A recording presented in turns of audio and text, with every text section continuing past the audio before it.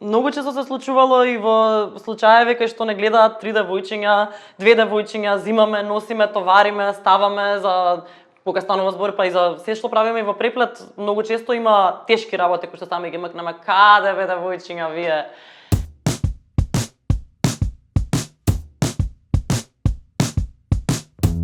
Јас сум Емилија Ланговска. Моето образование го завршив во областа на архитектурата, меѓутоа моето работно искуство се протега низ повеќе сфери и ако направам една сумација, може да кажеме дека сум визуелен дизајнер. Брзо после завршувањето на моите студии се дојдов до еден судир на тоа како функционираат работите во реалноста и мислам дека сум се образував во таа ера кога се уште не беа толку во тек начинот на кој што учиш и се едуцираш со тоа што ќе како изгледа кога ќе завршиш со студиите и многу бев желна и решена да се пронајдам како архитект, меѓутоа мојата природа ме натера да експериментирам повеќе и да навлегувам во повеќе сфери. Навлегов првично во сферата на графички дизајн, потоа малку merge дизајн, UI UX, така некако целата таа комбинација ми прави сега да согледувам една предност кај мене што ми дозволува да буквално ја гледам големата слика кога работам проект во било кој од овие сфери. Првично во моментот кога решив дека нема full time да работам архитектура и дека ќе експериментирам, започнав се приклучив кон тимот на Преплет и така навлегов повеќе во сферите на графичкиот дизајн. Се пронајдов и таму и со тоа сватив дека јас не правам целосна промена и не се откажувам од архитектурата, туку напротив, само се надоградувам и ја зголемувам мојата способност. Архитектурата се покажа како многу добра база за сите овие визуелни уметности и дизајнот во тие сфери. Така што веќе 8 години активно со Преплет работиме во сферите на графичкиот дизајн, во сферите на креирање на физички продукти и мерч. Истовремено, на страна, фриленс работам и интериери и проекти кои што ми прават предизвик во оваа сфера. Во областа на архитектурата имам сработено повеќе проекти, конкретно повеќе интериери.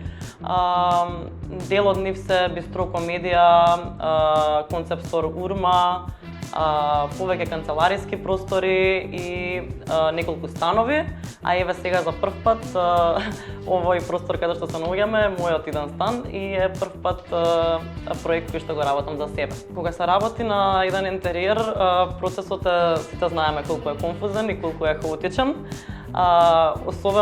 Особено голем предизвик е да видам сериозно сватена покрај многу мажи соработници и мајстори. Многу често за моите дизајн одлуки исто така добивам отпор од тие кои што треба да ги сработат, бидејќи им звучи нелогично, меѓутоа не се давам. Особено кога верувам дека тоа ќе има голема смисла. Не се случило до сега подоцна на некој тоа да му е чудно кога ќе го видат резултатот и затоа сум многу горда и многу ми е драго. Меѓутоа, многу често наидувам и на отпор од страна на клиентите кога не се сигурни дали тоа што го предлагам на вистина ќе биде така како што јас го замислувам, а тие не можат целосно да си го замислат. Така што покрај хаосот и сите технички работи и кој ќе дојде убавиот дел односно дизајнот и тука имаме големи предизвици.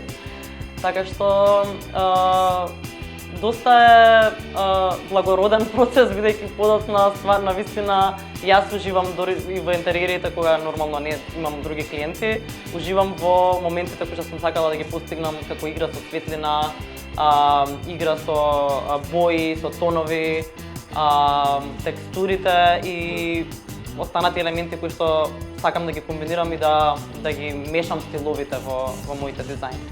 Во просторот во кој што се наоѓам моментално, имав прилика да не наоѓам на отпор бидејќи сама со себе се борам и тука ќе има неколку моменти каде што навистина ќе го постигнеме тој edginess, како да го кажам.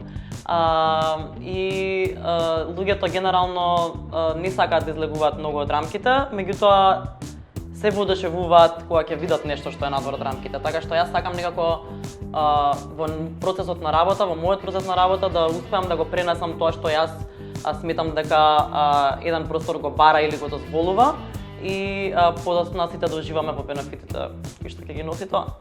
Не знам точно што да порачам, бидејќи да вистина јас живеам во хаосот што јас го креирам. Меѓутоа тоа е мојата природа и мислам дека голем бенефит за мене е што успевам да ги поврзам сите овие сфери и навистина согледувам како имам предности во поглед на тоа доколку сум останала само во архитектурата и само на тоа сум се држала. Сега ги гледам предностите и гледам како можам навистина повеќе да придонесам. За самоајстори уште во прв момент доаѓам во некаков судир. Имаше моменти поготово што ми правеа мене несигурност. Сега веќе се ослаќам и посозрено и поискусно, меѓутоа на почетоците се впуштам сама во проекти, уште на почетокот уште не сум свинала да се објаснам што сакам да биде изведено. Доаѓам до судир зашто покажувам на лаптоп или зашто стратежите ги покажувам не се испринтани за него или не знам, вие младите сега во вакво време се ми покажувате на екран. Многу често се случувало и во случаеви кај што не гледаат 3 девојчиња, 2 девојчиња, зимаме, носиме, товариме, ставаме за кога станува збор па и за се што правиме и во преплет. Многу често има тешки работи кои што сами ги макнеме. Каде бе девојчиња вие? Често има и многу е неочекувано, меѓутоа гледаме во денешно време да го игнорираме тоа, веќе не е ни тема на разговор дека ние како жени правиме тешки работи.